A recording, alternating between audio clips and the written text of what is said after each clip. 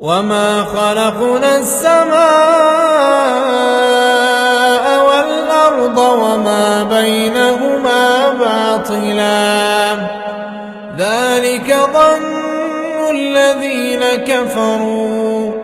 فويل للذين كفروا من النار أم نجعل الذين آمنوا وعملوا الصالحات كالمفسدين في الأرض أم نجعل المتقين كالفجار كتاب أنزلناه إليك مبارك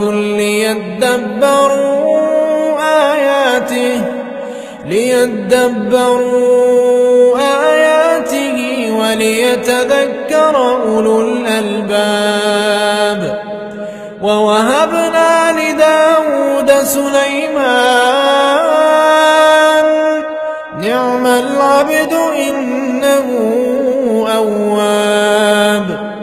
إذ عرض عليه بالعشي الصافنات الجياد فقال إني أحببت حب الخير عن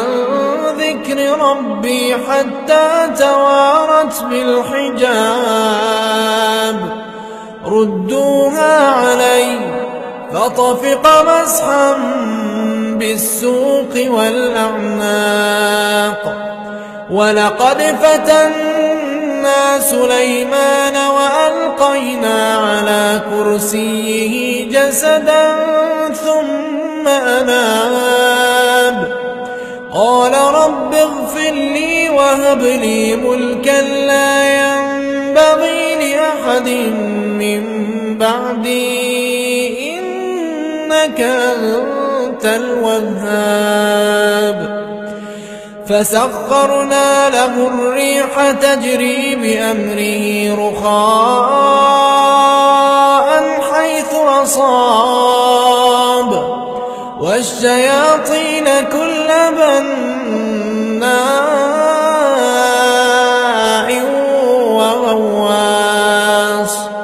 وآخرين مقرنين في الأصفاد هذا عطاؤنا فامنن أو أمسك بغير حساب